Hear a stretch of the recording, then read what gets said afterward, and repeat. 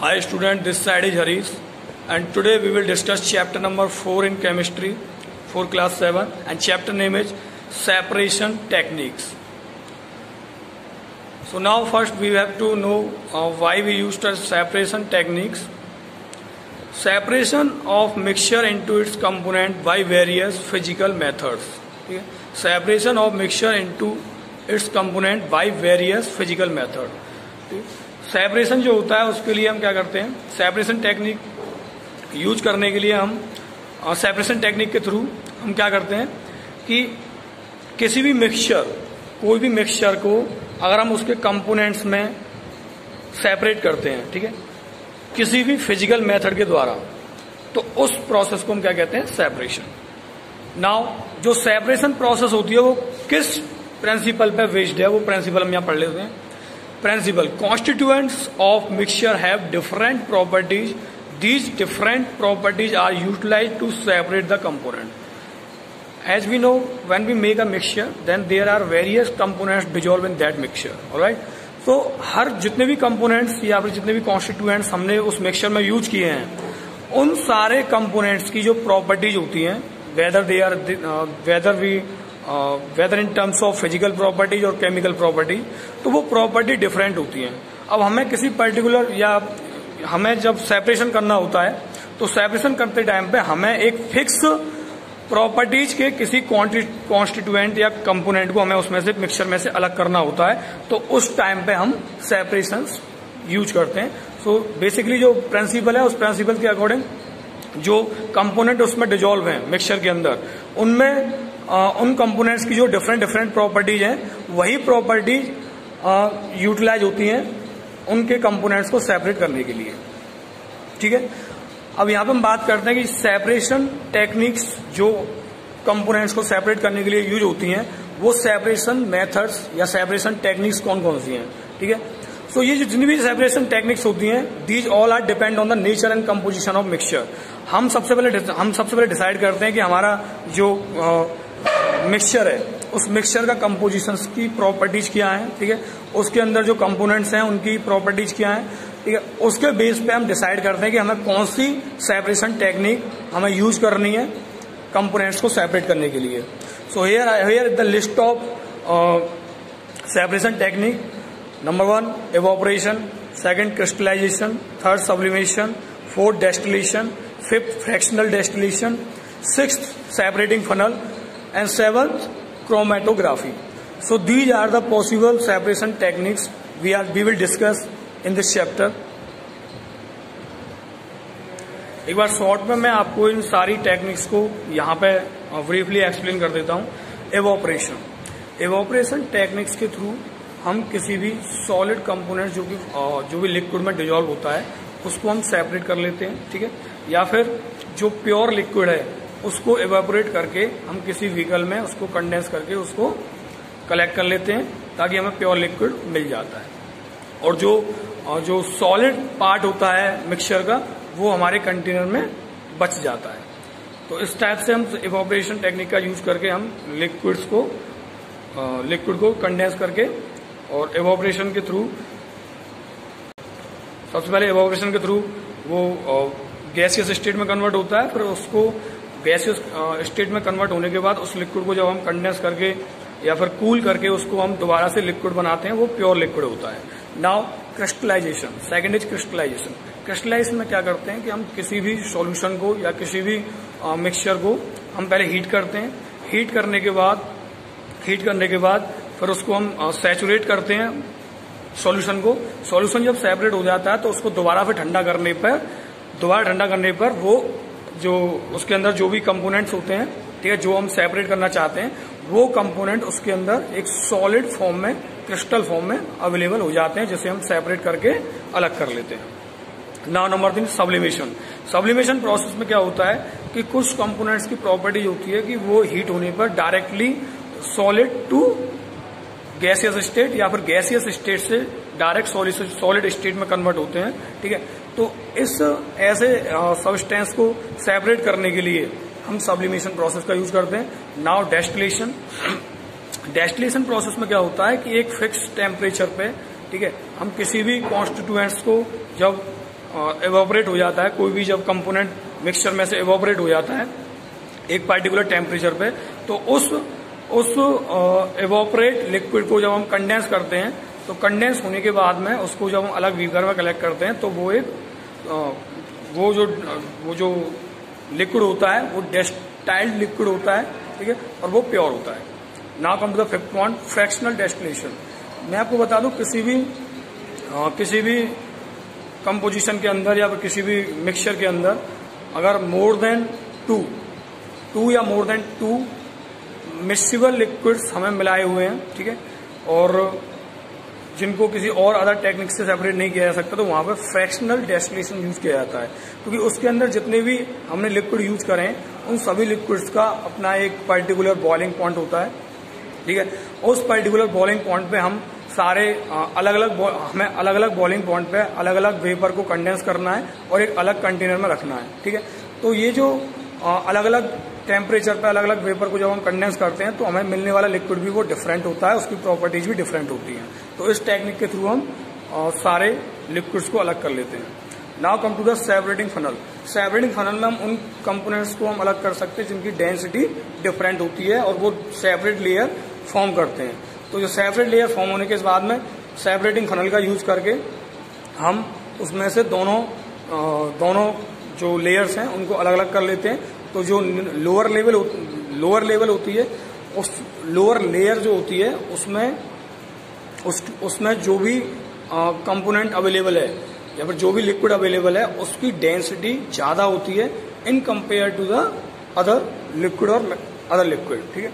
तो जो ऊपर लेयर जो लिक्विड फॉर्म करता है उसकी डेंसिटी कम होती है, जो नीचे लेयर फॉर्म करता है सेपरेटिंग फनल में उसकी डेंसिटी ज्यादा होती है। तो और इसके बीच के जो लेयर है वहां तक जो सेपरेटिंग लेयर है उस सेपरेटिंग लेयर तक हम दोनों लिक्विड्स को अलग अलग कंटेनर में उसे हम रख लेंगे, विशेल्स में रख लेंगे ताकि हम उसको सेपरेट कर सकें। Now come to the chromatography. Chromatography के अंदर जो हम क्रोमेटोग्राफी जब यूज की जाती है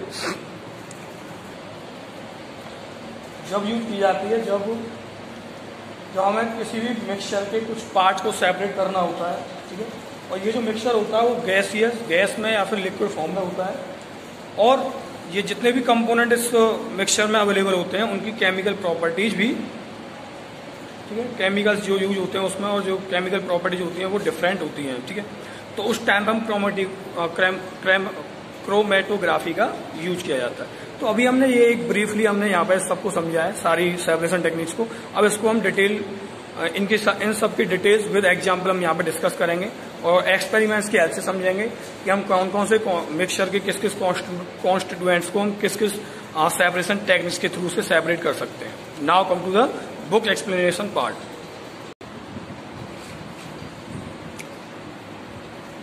We know that the mixture can be separated into its components by various physical method। ये किसी भी मिक्सचर से हमें उसके कंपोनेंट्स को सेपरेट करने के लिए बहुत सारे वेरियस फिजिकल मेथड्स का यूज करना होता है। We usually separate the component of a mixture to. हम किसी भी मिक्सचर को उसके कंपोनेंट्स में सेपरेट करते हैं, ठीक है। Remove undesirable and unwanted component. Undesirable और अनवांटेड कंपोनेंट जो मिक्सचर में अवेलेबल है उनको हटाने के लिए। Get a pure sample of substance. किसी भी सब्सटेंस का प्योर सैंपल एक्सट्रैक्ट करने के लिए। Extract useful component from a mixture. किसी भी मिक्सचर से यूजफुल कंपोनेंट को निकालने के लिए। रिमूव हार्मफुल कंपोनेंट और हार्मफुल कंपोनेंट को मिक्सचर से हटाने के लिए। तो इन सब चीज के लिए हमें सेपरेशन टेक्निक्स का यूज करना होता है। Principle of separation. Each constituent of mixture have some property unique to itself and is shared by no other component, ठीक है। देखो क्या होता है, मिक्सचर के अंदर जो कंपोनेंट होते हैं उनकी प्रॉपर्टीज अलग अलग होती हैं और एक कंपोनेंट की प्रॉपर्टी दूसरे कंपोनेंट की प्रॉपर्टी के साथ शेयर नहीं होती है। This difference of property is used to separate the various component. और ये जो कंपोनेंट्स की डिफरेंट प्रॉपर्टीज होती हैं इन्हीं को यूटिलाइज करके हम उसके मिक्सचर के अंदर वेरियस कंपोनेंट्स को सेपरेट करते हैं। Now method of separation. Various methods are used for separating the components of the mixture. हम मिक्सचर्स के कंपोनेंट्स को सेपरेट करने के लिए बहुत सारे मेथड्स का यूज करते हैं। The choice of the method to be used depend upon the nature and composition of the mixture. हमें कौन सी सेपरेशन टेक्निक यूज करनी है ये डिपेंड करता है मिक्सचर के नेचर और उसके कंपोजिशन के ऊपर डिपेंड करता है। Sometime we might use a combination of various methods, और कभी कभी हम एक या एक से अधिक टेक्निक्स का यूज करते हैं उसके कंपोजिशन से कंपोनेंट को अलग करने के लिए। Now let us study some method commonly used by for separating the component of mixture. ठीक है, मिक्सचर के कंपोनेंट्स को अलग करने के लिए जो मेन सेपरेशन टेक्निक्स हैं वो यहाँ पे हम डिस्कस कर लेते हैं। सबसे पहले बात करते हैं इवोपरेशन की। The process in which a liquid change into its vapour.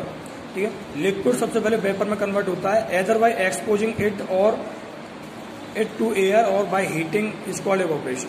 ठीक है, अब लिक्विड को वेपर में कन्वर्ट होने के लिए या तो वो खुद ही अपने आप को एक्सपोज करेगा एयर के साथ में इवोपरेट होने के लिए, या फिर उसको हीट किया जाएगा। ठीक है, heating increase the rate of evaporation. जितना ज्यादा हीट होती है इवोपरेशन उतना ही ज्यादा होता है।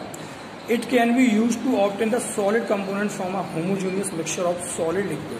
सॉलिड लिक्विड का अगर कोई होमोजेनियस मिक्सचर है उसमें से हमें सॉलिड कंपोनेंट को अलग करना है तो उस टाइम पे हम इवोपरेशन टेक्निक का यूज करते हैं। This method is use to separate a solid component dissolve in a liquid. This process is use on a large scale to obtain common salt from a sea water. Sea water से अगर हमें common salts को अगर अलग करना है तो उसके लिए हम ये इवोपरेशन टेक्निक यूज करते हैं। इसमें हम क्या करते हैं, इस शैलो पॉन्ड्स के अंदर सी वाटर को हम पहले कलेक्ट करते हैं, फिर उसे कुछ टाइम के लिए हम उसे ओपनली छोड़ देते हैं ताकि वो इवोपरेट हो जाए और सॉलिड कॉमन साल्ट जो है वो हमारे पास बच जाए।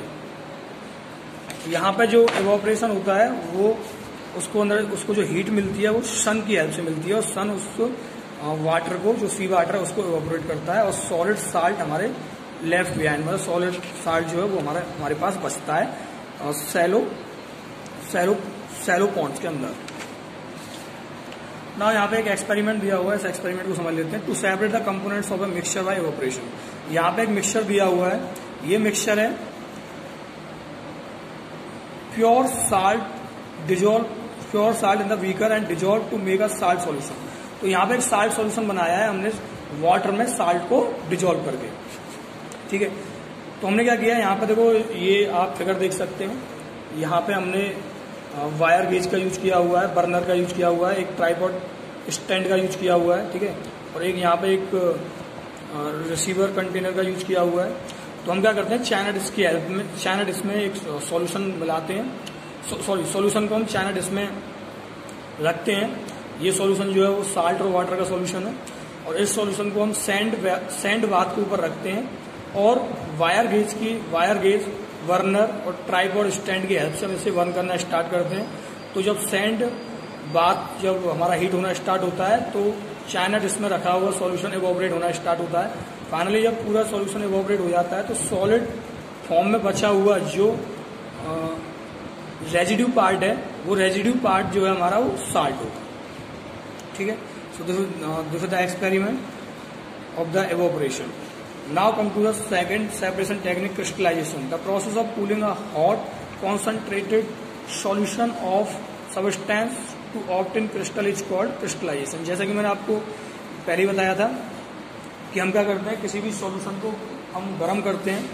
ठीक है, हम कब तक गर्म करते हैं, जब तक वो कॉन्सेंट्रेटेड सॉल्यूशन में कन्वर्ट ना हो जाए। जब हमारा सॉल्यूशन कॉन्सेंट्रेट हो जाता है, ठीक है, तो उस सॉल्यूशन को हम ठंडा करके दोबारा उस सॉल्यूशन को हम ठंडा करते हैं तो वो क्रिस्टल्स में कन्वर्ट हो जाता है, और ये क्रिस्टल जो होते हैं वो सबस्टेंस के प्योर क्रिस्टल होते हैं। और इस टेक्निक के थ्रू जो हमारा कंपोनेंट अलग हुआ है, ठीक है, इस टेक्निक के थ्रू हमारे जो कंपोनेंट्स हैं वो सॉलिड क्रिस्टल्स के रूप में सेपरेट हो जाते हैं, और इस प्रोसेस को हम क्रिस्टलाइजेशन कहते हैं। ठीक है, अब ये इस प्रोसेस को समझने के लिए हम क्या करते हैं, ये कुछ स्टेप यहाँ पर दिए हुए हैं। सबसे पहले impure solid substance is dissolve in the minimum amount of water to form a solution. सबसे पहले हम सॉल्यूशन फॉर्म करते हैं। ठीक है, सॉलिड सबस्टेंस को वाटर के साथ डिजॉल्व करके। Now solution is filter to remove insoluble. फिर उसके बाद में जो हमारा सॉल्यूशन बनता है उसमें से इनसॉल्युबल इम्प्योरिटी को फिल्टर करके रिमूव कर देते हैं। ठीक है, clear solution is heated gently. फिर जो सॉल्यूशन हमारे पास बचा हुआ उसको हम हीट करते हैं। ठीक है, ताकि जब तक वो कॉन्सेंट्रेट सॉल्यूशन में कन्वर्ट ना हो जाए, और जब हमारा सॉल्यूशन कॉन्सेंट्रेट या सैचुरेटेड सॉल्यूशन में कन्वर्ट हो जाता है, ठीक है, तो हम क्या करते हैं, हीट को स्टॉप कर देते हैं। अब हीट स्टॉप हो जाती है तो जो हमारे पास सैचुरेटेड सॉल्यूशन है उसको हम ठंडा करते हैं।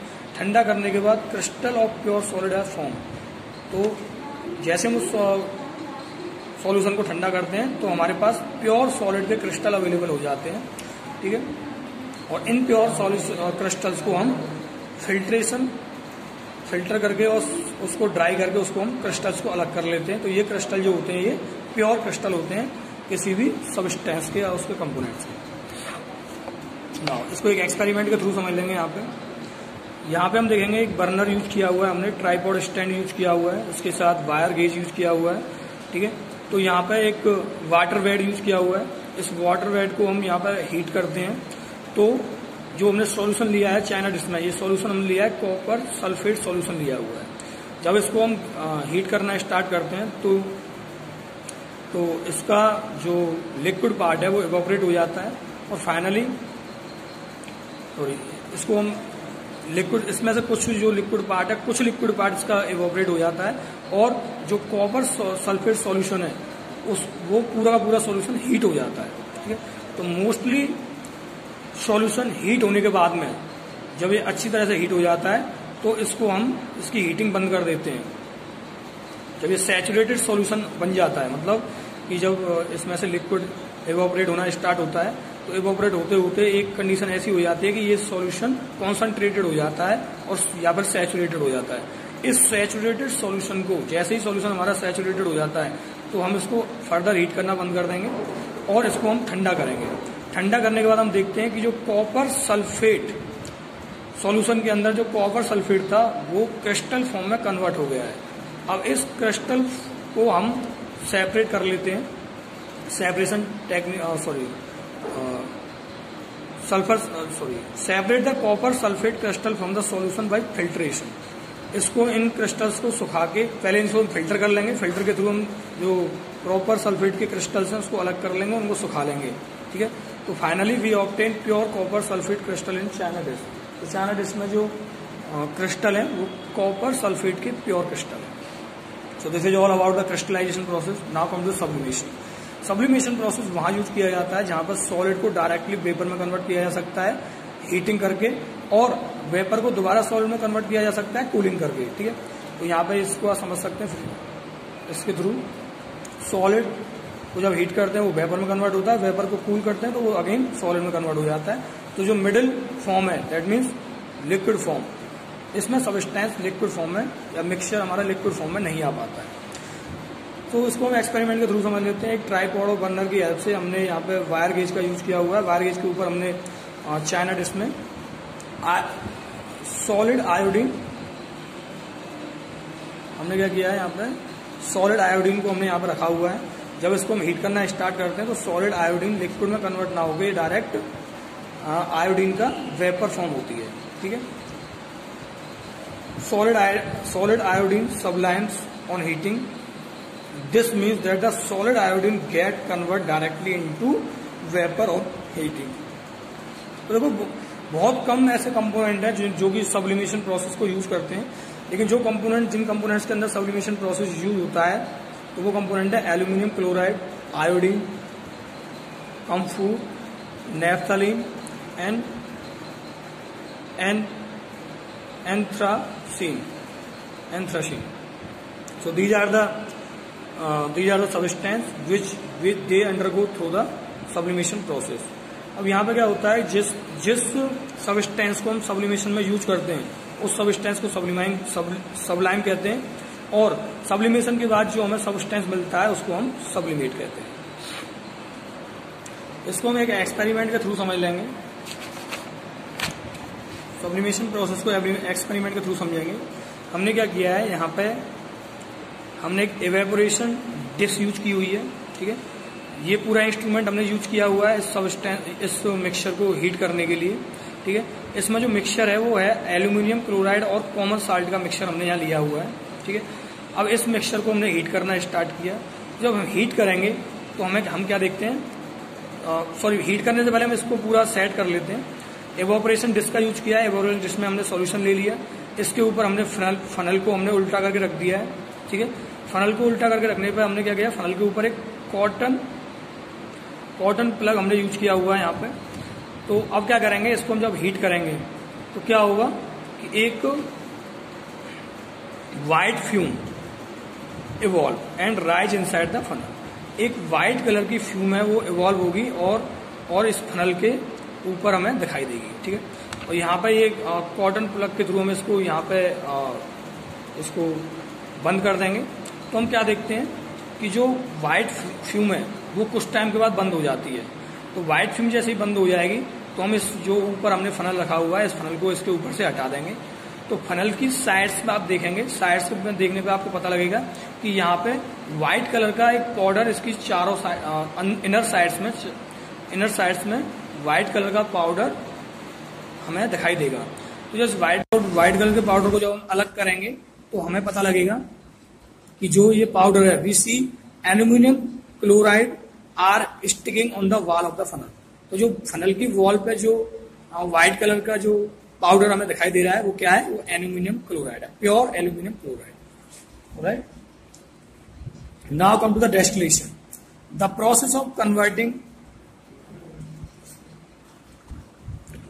मैं यहाँ पे अपने आप को करेक्ट करना चाहूंगा कि हमने जो मिक्सचर लिया है वो एक सॉल्यूशन नहीं है। ये मिक्सचर जो है ammonium chloride and common salt का ये मिक्सचर है, जिसके अंदर ये दोनों जो सब्सटेंस है सॉलिड फॉर्म में यहाँ पे अवेलेबल है, ठीक है। अब जब इसको हम हीट करना स्टार्ट करते हैं तो ये सॉलिड फॉर्म जो होती है यहाँ पे इन कंपोनेंट्स की, वो solid form direct gaseous form में कन्वर्ट होती है और अमोनियम क्लोराइड का जो व्हाइट पाउडर है वो इस फनल के चारों साइड इनर साइड्स में अटैच हो जाता है और इसको हम अलग करते हैं तो ये एल्यूमिनियम क्लोराइड हमें प्योर फॉर्म में मिल जाता है, ठीक है। Now come to the distillation process, the process of converting a liquid into its vapour by heating and then condensing और cooling vapour in the pure liquid state is called distillation. देखो यहाँ पे क्या करते हैं, किसी भी लिक्विड को जब हीट करते हैं तो वेपर में कन्वर्ट होता है, वेपर को दोबारा जब कूल करते हैं तो वो लिक्विड में कन्वर्ट होता है, ठीक है। तो इसी प्रिंसिपल को यूज करते हुए हमें डेस्टिलेशन प्रोसेस को समझना है। तो बेसिकली क्या होता है, इसमें जो भी वेपर बनती है उसको हम कंडेंस करते हैं, ठीक है। तो इसके लिए क्या यूज करना होता है कि हमें एक कंडेंसर यूज करना होता है और एक डेस्टिलेशन फ्लास्क यूज करना होता है और जो कंडेंस लिक्विड जो होता है उसको लिए हमें एक रिसीवर यूज करना होता है ताकि उसे हम कलेक्ट कर सकें। Distillation water use by the doctor is obtained by the distillation. जो डेस्टाइल्ड वाटर जो होता है जिसे डॉक्टर यूज करते हैं वो डेस्टिलेशन प्रोसेस के थ्रू ही हमें मिलता है। Sea water is distilled to get drinking water. Sea water से ड्रिंकिंग वाटर जो मिलता है वो भी हमें डेस्टिलेशन प्रोसेस के थ्रू मिलता है। Apparatus used for distillation consist of a distillation flask, condenser and receiver। जैसे कि मैंने आपको ऑलरेडी बताया, यहाँ पे इसको हम एक एक्सपेरिमेंट के थ्रू समझते हैं इस प्रोसेस को। To obtain pure water from salt solution by distillation. तो यहाँ पे एक साल्ट सॉल्यूशन दिया हुआ है, वाटर में हमने साल्ट को डिजोल्व किया हुआ है, ठीक है।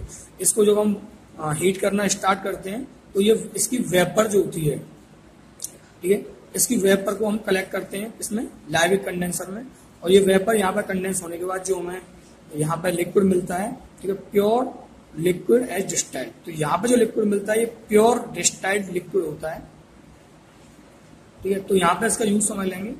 सबसे पहले डेस्टिलेशन फ्लास्क है जिसमें हम अपने सॉल्यूशन को रखते हैं, ठीक है, और बर्नर, ट्राइपोड, स्टैंड और वायर गेज की हेल्प से हम इसको हीट करना स्टार्ट करते हैं।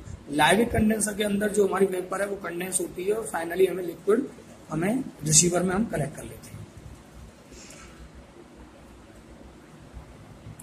तो जो साल्ट है वो यहाँ पे बच जाता है और जो लिक्विड है, जो कंडेंस लिक्विड जो हमें होके मिलता है वो प्योर डेस्टाइल्ड वाटर होता है।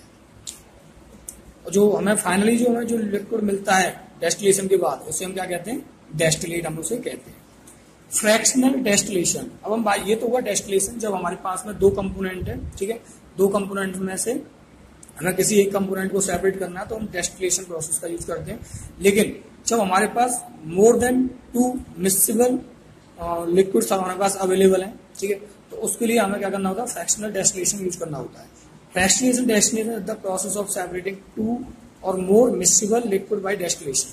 The distillate being collected in the fraction boiling at different temperature. ठीक है, तो डेस्टिलेट यहाँ पे जो हमने कलेक्ट किया था वो हमारे पास एक ही डेस्टिलेट था, तो हमने वो कलेक्ट कर लिया था। लेकिन जब हमारे पास बहुत सारे कॉन्स्टिट्यूएंट्स लिक्विड में डिजोल्व होते हैं तो उनको सेपरेट करने के लिए, ठीक है, कहने का मतलब जो हमें बहुत सारे डेस्टिलेट हमें उसमें मिलते हैं और इन्हें पाने के लिए हमें क्या करना होता है, फ्रैक्शंस बॉइलिंग। जो बॉइलिंग पॉइंट होते हैं वो अलग अलग होते हैं। जितने भी लिक्विड हमने इस मिक्सचर में यूज किए हुए हैं उसमें हर लिक्विड का अपना एक फिक्स बॉइलिंग पॉइंट होता है। उस फिक्स बॉइलिंग पॉइंट का यूज करके हम डिफरेंट डेस्टिलेट को हम अलग करते हैं। The separation of two liquid by fractional distillation depend on the difference in their boiling point.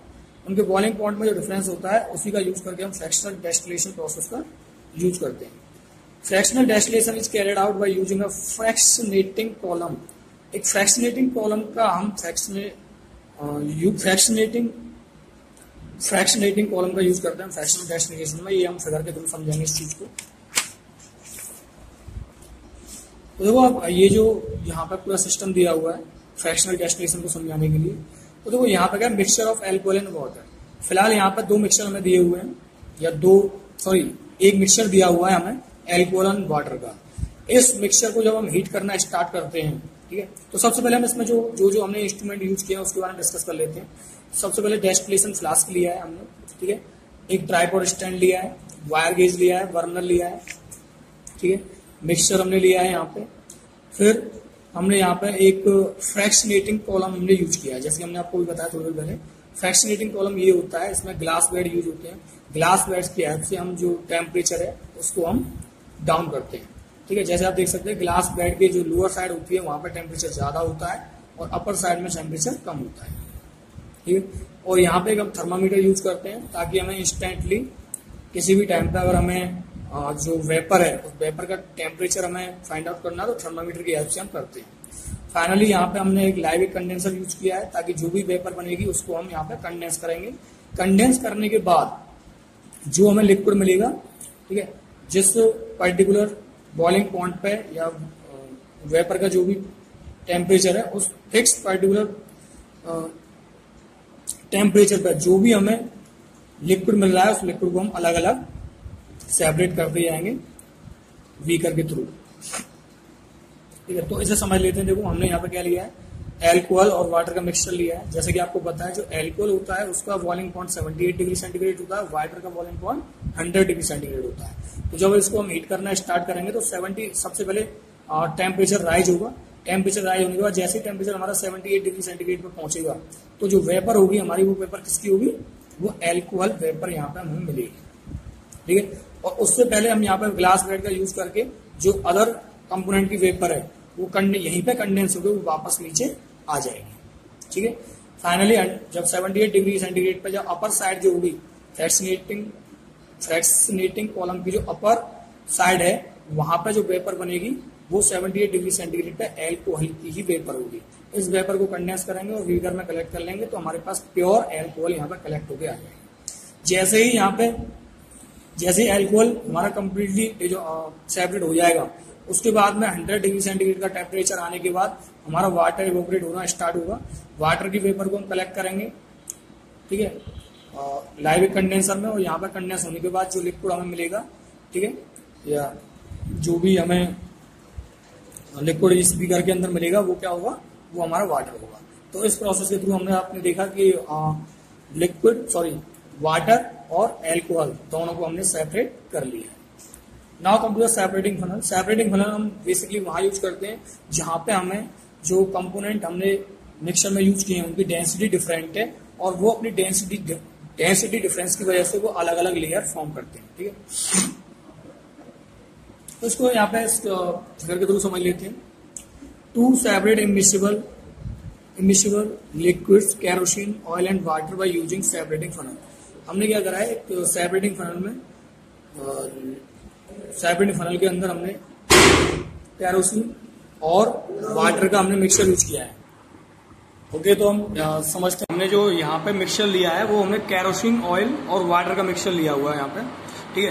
तो केरोसिन और ऑयल को मिक्स करने के बाद जो मिक्सचर बना है तो यहाँ पे हम देखेंगे जो अपर लेयर हमने हमारे यहाँ फॉर्म हुई है सेपरेटिंग फनल के अंदर, वो केरोसिन ऑयल की है।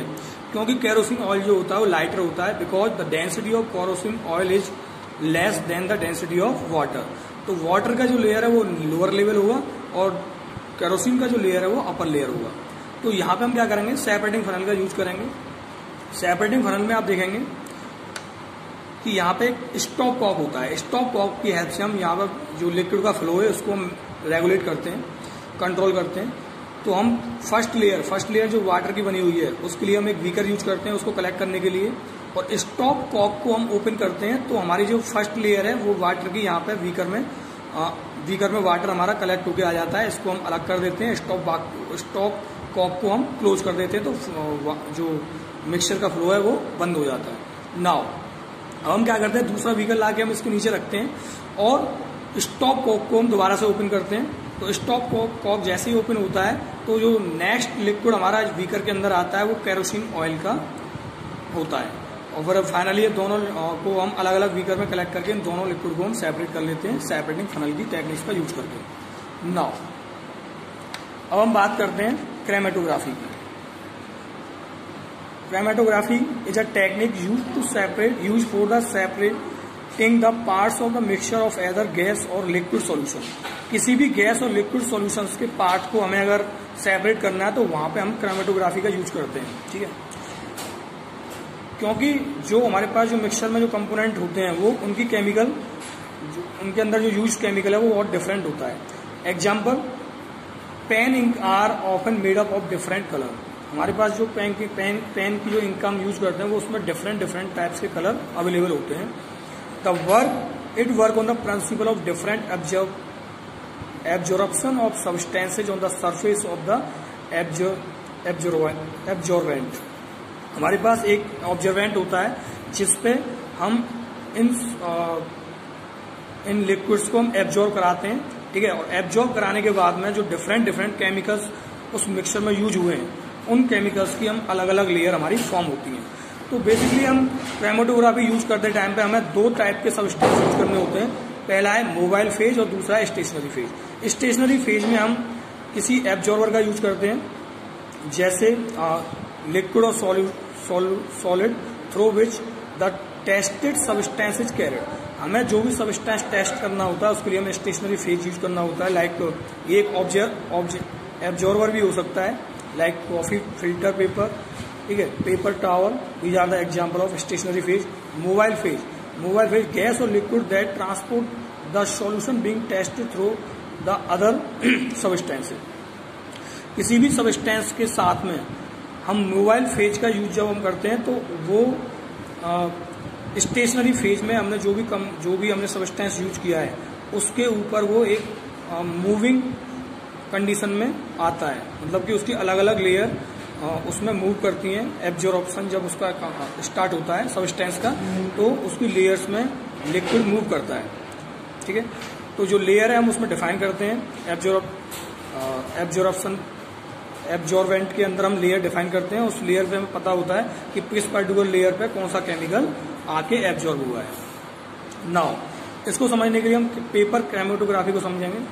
Paper chromatography is based on the fact that porous paper absorb different substance at different extreme. जैसा कि मैंने आपको अभी बताया था कि मोबाइल फेज और स्टेशनरी फेज, ठीक है।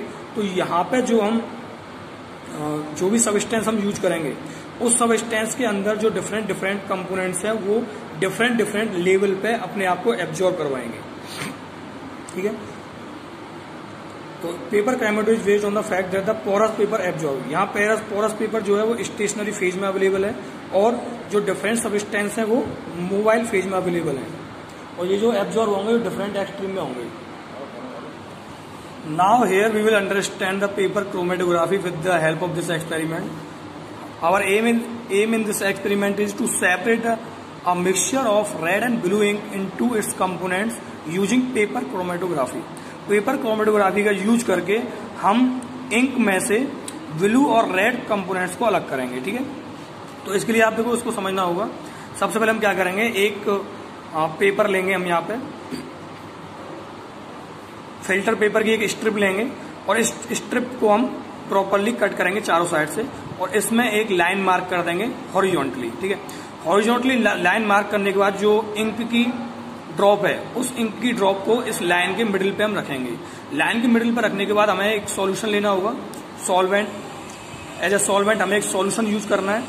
ये जो सॉल्यूशन होगा वो एल्कोहल और वाटर का मिक्सचर है, और इस सॉल्यूशन के अंदर हम फिल्टर पेपर को डिप करते हैं। फिल्टर पेपर जब हम डिप करेंगे तो हमें इस तरह से करना है कि जो हमने लाइन हॉरिजॉन्टल लाइन ड्रॉ करी थी जिसपे हमने इंक का स्पॉट रखा हुआ है, वो उसमें डिजोल्व नहीं होना चाहिए। थोड़े समय के बाद हम क्या देखते हैं कि जो वाटर, जो हमने सॉल्यूशन है, ये सॉल्यूशन फिल्टर पेपर के साथ एब्जॉर्ब होना स्टार्ट हो जाता है। तो जो इंक स्पॉट है, इसके अंदर डिफरेंट केमिकल्स अवेलेबल हैं। वो केमिकल जो कि सॉल्वेंट के साथ डिजोल्व हो जाता है, ठीक है, उसको प्रॉपरली एब्जॉर्ब मैं दोबारा रिपीट कर रहा हूं कि फिल्टर पेपर के साथ जब हम इसको सॉल्यूशन में डिप करते हैं तो फिल्टर पेपर पर जो इंक लगा हुआ है उस इंक में बहुत सारे केमिकल यूज हो रहे होते हैं, ठीक है। बेसिकली यहाँ पर फिलहाल हम रेड और ब्लू इंक यूज कर रहे हैं इस केमिकल एज अ केमिकल, ठीक है। तो हम क्या करेंगे, इसको जब डिप करेंगे तो ये सॉल्वेंट एब्जॉर्ब होना स्टार्ट होगा फिल्टर पेपर के थ्रू। जब ये सॉल्वेंट एब्जॉर्ब होगा तो इसमें जो केमिकल दो लेयर फॉर्म करेंगे, एक तो लोअर लेयर और एक अपर लेयर, ठीक है।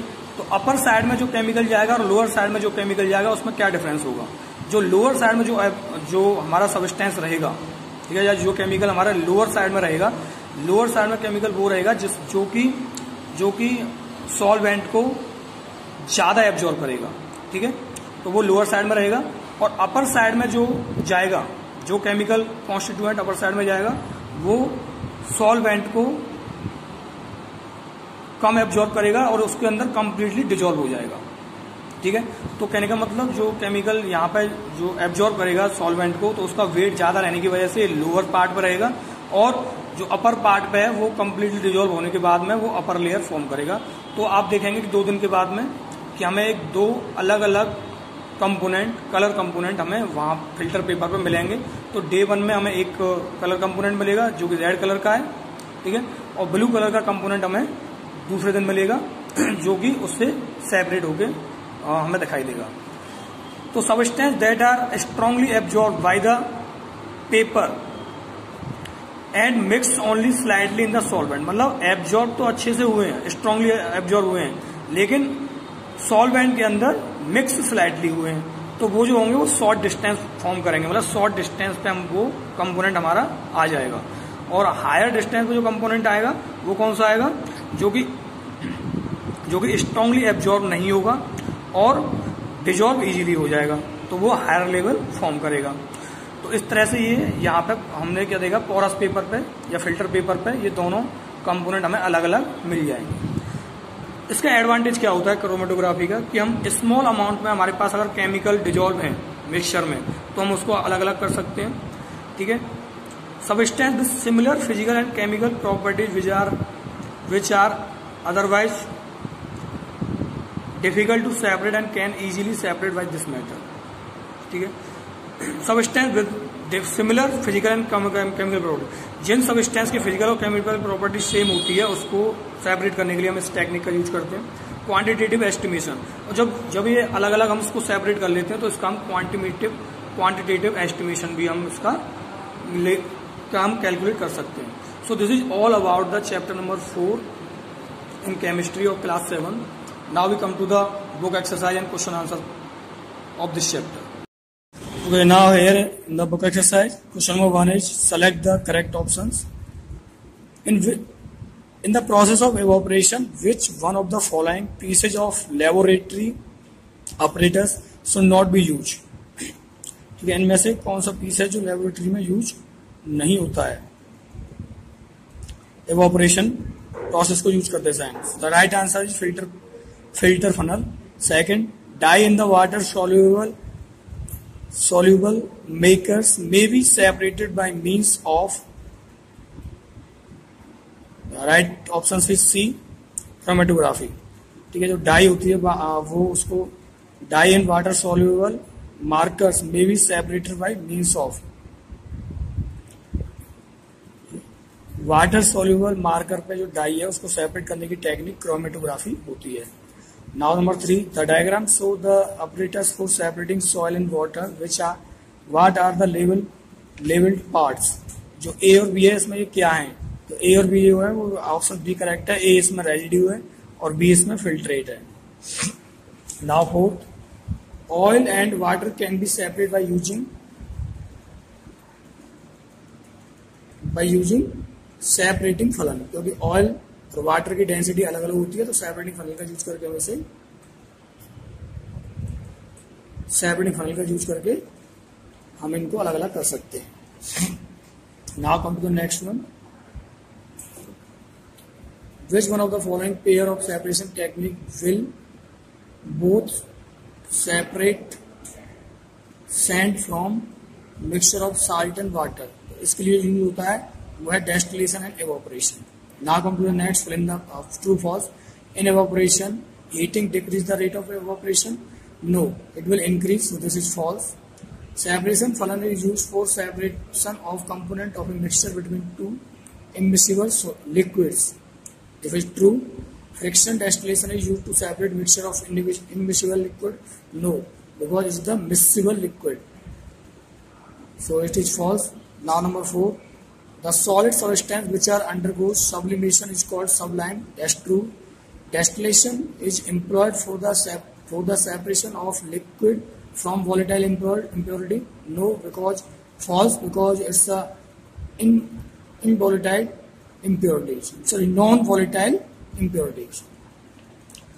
Fill in the blank with the correct word from the brackets. यहाँ पे हमें करेक्ट वर्ड का यूज करके fill in the blanks करना है। The process of cooling a hot concentration solution of substance to obtain crystal is called crystallization. Correct. Separation funnel is the separation based on the difference in the density. Separation funnels में जो use करते हैं हम separation के लिए वो different density के substance use करते हैं।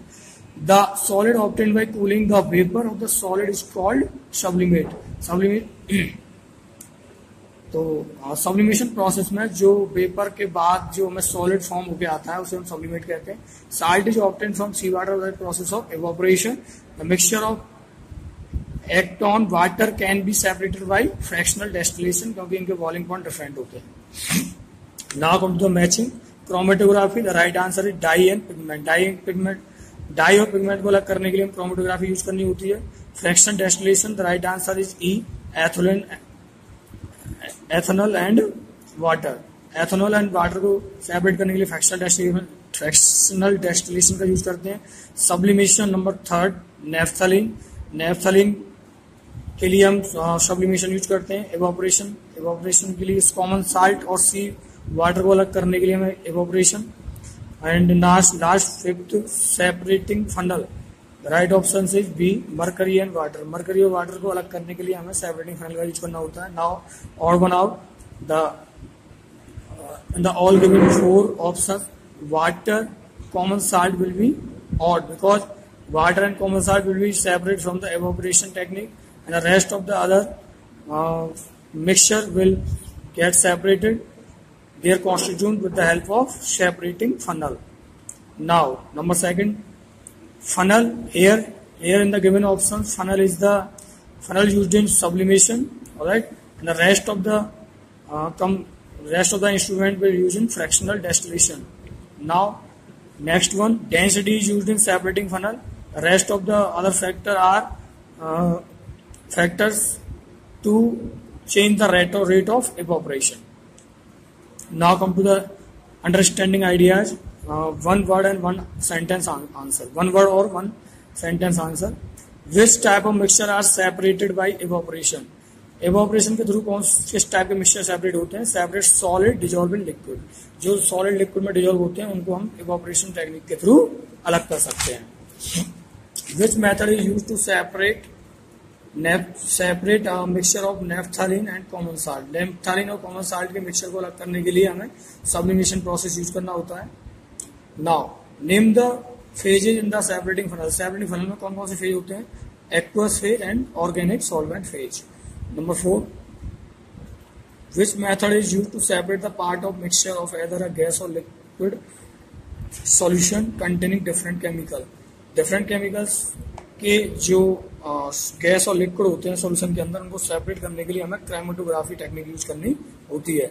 Identify the better techniques use for separation, evaporation or crystallization. Crystallization is better technique in compared to evaporation. Now come to the define. To understand the define, okay, we will use the handwritten notes of the teacher. Now first define is fractional distillation.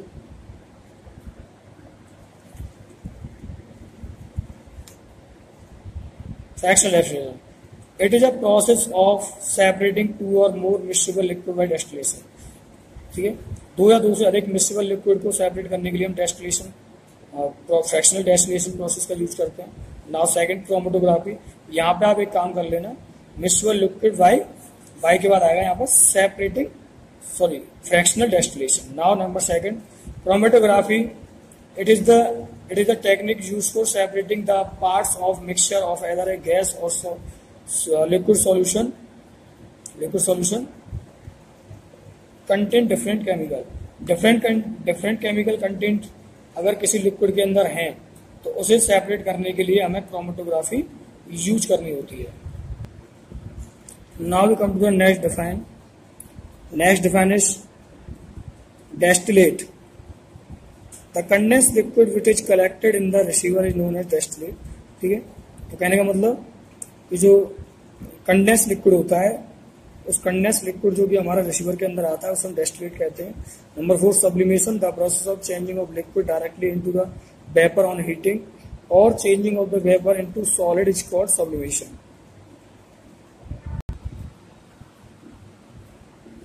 ठीक है, तो sublimation क्या होता है, जिसमें हम solid को direct vapour और वेपर को सॉलिड को डायरेक्ट वेपर हीटिंग के बाद और वेपर को डायरेक्ट सॉलिड कूलिंग के बाद हम कन्वर्ट करते हैं, तो उसे सब्लिमेशन कहते हैं। Now these all are the 4 defined. Now come to the short answer.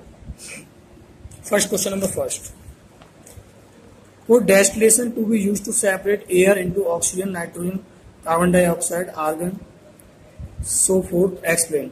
क्या हम डेस्टिलेशन प्रोसेस के थ्रू हम हवा में से जो इसके कंपोनेंट है, एयर के कंपोनेंट है, उसको हम अलग कर सकते हैं? तो answer is no, because distillation is used to separate a mixture of 2 और more miscible liquids having different boiling point. ठीक है, तो कहने का मतलब डेस्टिलेशन प्रोसेस के थ्रू हम 2 या 2 से अधिक मिक्सिबल लिक्विड्स जिनकी डिफरेंट बॉइलिंग पॉइंट्स हैं उनको हम सेपरेट कर सकते हैं। ठीक है, now come to second one, describe how distillation is differ from evaporation. Distillation जो होता है वो इवेपोरेशन से डिफरेंट क्यों, कैसे होता है, तो देखो यहां समझेंगे। Evaporation, the process of changing liquid into vapour is called evaporation. ठीक है, लिक्विड को वेपर में कन्वर्ट करने की जो प्रोसेस होती है उसे इवेपोरेशन कहते हैं। और जो सॉल्यूट हमारा जो सॉलिड जो बचा होता है वो हमारा सॉल्यूट होता है इवेपोरेशन के बाद में। Now come to distillation, the process of converting a liquid into vapour और cooling vapour in pure liquid state is called distillation. Distillation क्या होता है कि हम जो इवेपोरेटेड वेपर होती है उसको हम कलेक्ट करके कंडेंस करते हैं और हमें प्योर लिक्विड मिल जाता है। Now answer number third, question number third, what are the advantage of chromatography. Chromatography के क्या क्या एडवांटेज होते हैं? तो इसका आंसर हमें जो हैंड रिटन नोट्स है उससे नहीं लेना है, क्योंकि इसमें गलत है। मैं आपको करेक्ट आंसर बता देता हूँ। Here these are the advantage of chromatography. A very small amount of substance is sufficient. तो पहला एडवांटेज ये होगा कि इसमें हम बहुत कम अमाउंट में सब्सटेंस जो होता है वो भी इस प्रोसेस में हम यूज कर सकते हैं, वो सफिशिएंट होता है। Substance with similar physical and chemical property which are otherwise difficult to separate can be easily separate by this method. ठीक है, ऐसे सब्सटेंस जिनकी केमिकल और फिजिकल प्रॉपर्टी सेम होती हैं तो वो किसी और प्रोसेस से उन्हें हम सेपरेट नहीं कर सकते, तो वहां पर क्रोमेटोग्राफी यूज की जाती है। Now number third advantage, quantitative estimation of constituents is also possible. ठीक है, क्रोमेटोग्राफी के थ्रू हम बहुत कम क्वांटिटी में जो मिक्सचर अवेलेबल है उसके कॉन्स्टिट्यूएंट्स को अलग करके उसका हम क्वांटिटेटिव एस्टिमेशन कर सकते हैं, मतलब उसको हम क्वांटिटेटिवली मेजर कर सकते हैं। Okay, now we come to the question number 4 in short. What are the factor that affect the rate of evaporation. Evaporation की जो रेट है उसको अफेक्ट करने वाले फैक्टर्स कौन कौन से हैं। Now could we see the answer.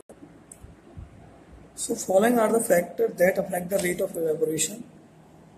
Number 1 surface area, number 2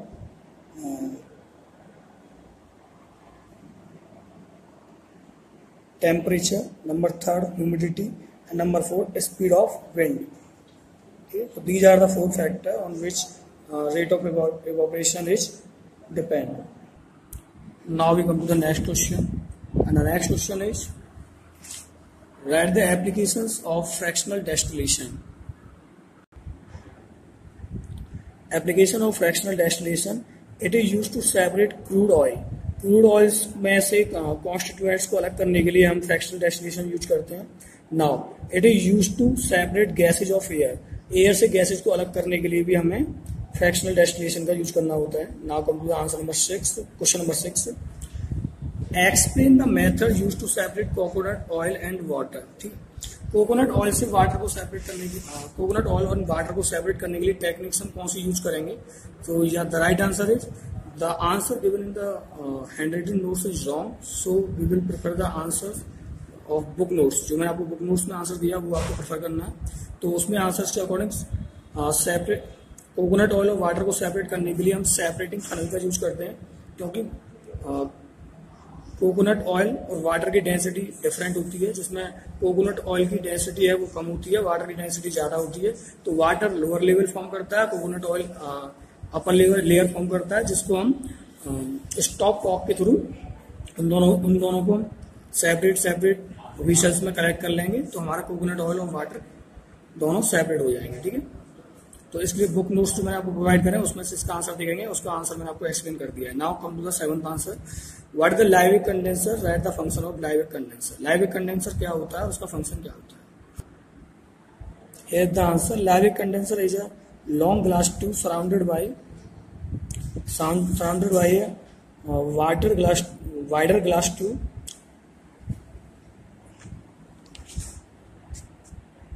During distillation, cold water from the tap is circulated through the outer tube of condenser। कहने का मतलब कि जो आउटर ट्यूब, जो ठंडा पानी जो होता है कोल्ड वाटर, वो हम लाइविक कंडेंसर में सर्कुलेट करते हैं ताकि जो वेपर है वो कंडेंस हो जाए और हमें प्योर लिक्विड हमें विशेष में मिल जाए। लाइविक और ये जो लाइविक कंडेंसर होता है वो लॉन्ग ग्लास ट्यूब और एक लॉन्ग ग्लास ट्यूब होती है जो कि वाइडर ग्लास ट्यूब के साथ चारों तरफ से सराउंडेड होती है, जिसमें हम कोल्ड वाटर इनलेट और आउटलेट टैप के थ्रू यूज करते हैं। इनलेट के थ्रू वाटर आता है, ठीक है, कोल्ड वाटर, और वो वेपर को ठंडा करने के बाद फिर वो आउटलेट के थ्रू उसको हम बाहर कर देते हैं। फाइनली वेपर हमारी कंडेंस हो जाती है और उसको हम कलेक्ट करके उस कंडेंस वेपर का जो लिक्विड है उसको कलेक्ट करके हम विशल में कलेक्ट कर लेते हैं, तो वो प्योर लिक्विड होता है। Now come to the long answers. Here are the various separating techniques we have to use according to the composition and nature of the mixture. So here are the some composition or mixture and what technique we have to follow to separate these mixture.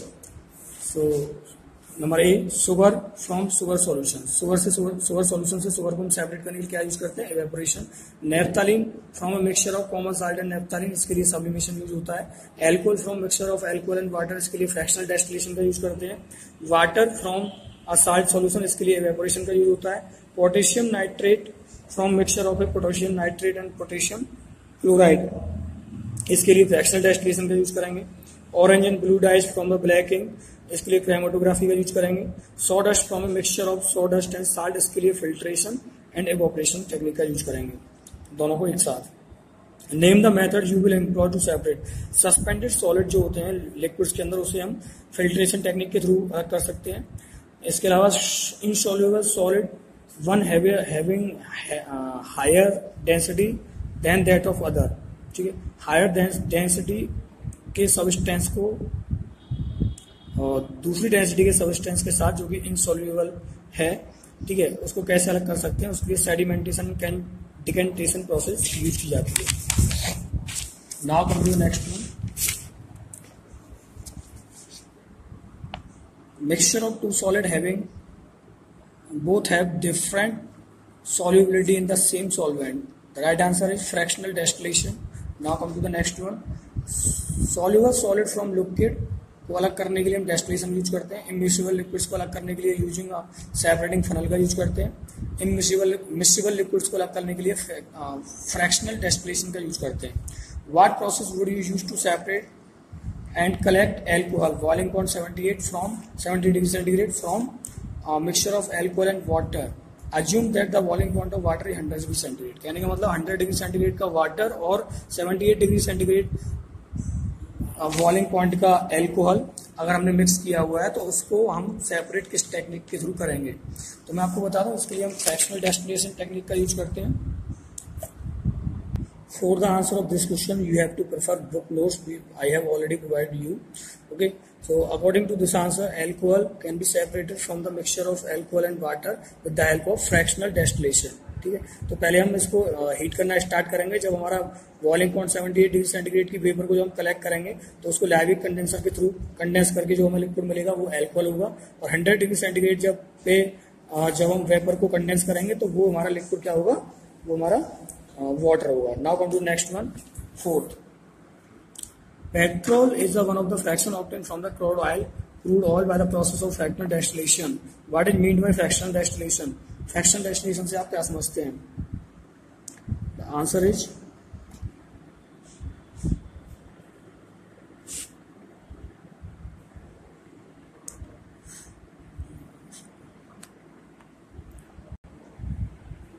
Fractional distillation ये process of separating two और more miscible liquid collected at different temperature. Different temperatures पे, ठीक है, जब हम उसको boil करते हैं अलग अलग बॉइलिंग पॉइंट्स पे जो मिक्सिबल लिक्विड्स होते हैं उसको सेपरेट करने के लिए हम फ्रैक्शनल डेस्टिलेशन प्रोसेस का यूज करते हैं. Now come to next one, fourth का B. Name another fraction and give one use of that fraction. ठीक है, इसमें पहला फ्रैक्शन जो था वो तो क्रूड ऑयल में से हमने पेट्रोल का हमने फर्स्ट फ्रैक्शन यूज किया था क्रूड ऑयल का. सेकंड फ्रैक्शन हम यहाँ पर यूज करेंगे गैसियस हाइड्रोकार्बन. ठीक है, उसको हम domestic as a domestic fuel हम उसे यूज कर सकते हैं. तो हमें ये आंसर हैंड रिटन नोट से प्रेफर नहीं करना क्योंकि उसमें गलत दिया हुआ है. Now come to the answer number question number 5 of a. What is chromatography? Explain briefly explain paper chromatography. ठीक है, तो इसका आंसर है it is the technique used for the separating the part of the mixture of either gas or liquid solution contain different chemical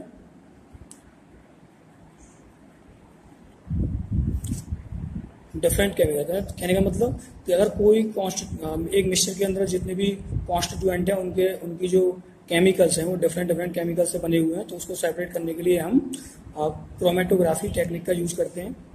ठीक है, अब इसमें हम बात करते हैं पेपर क्रोमेटोग्राफी का. Paper chromatography is based on the fact that the porous paper absorb different substance at different extreme.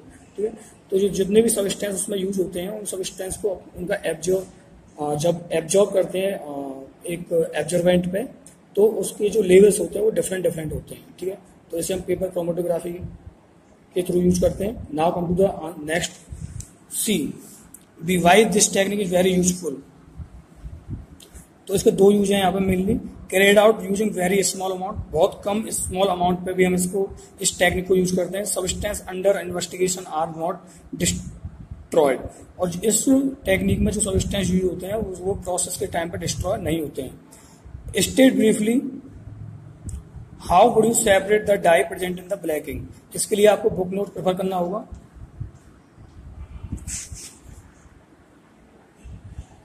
This is the answer according to book notes. मैं आपको ये एक्सप्लेन कर देता हूं. ठीक है, जैसे कि हमने आपको फ्रैक्शनल डेस्टिलेशन में समझाया था,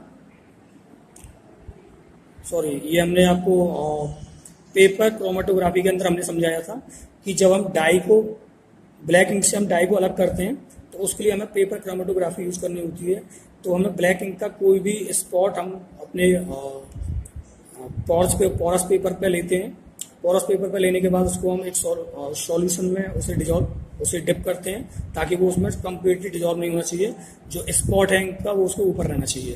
ठीक है, तब फाइनली हम क्या देखते हैं, कुछ समय के बाद ये जो सॉल्यूशन है वो एब्जॉर्ब होना स्टार्ट होता है और वो पोरस पेपर के डिफरेंट डिफरेंट लेवल से अपने स्पॉट वो देता है। तो ये स्पॉट जो होते हैं वो डिफरेंट डिफरेंट इंक्स के ये स्पॉट होते हैं, डिफरेंट डिफरेंट डाई के ये स्पॉट होते हैं, जो कि हमें एक एब्जॉर्बेंट पेपर, जैसे कि हम पोरस पेपर भी कहते हैं, उस पर हमें मिलते हैं। Now come to the think critically. So for think critically, we have to prefer the book notes, and you have already book notes. So I am explaining the answer.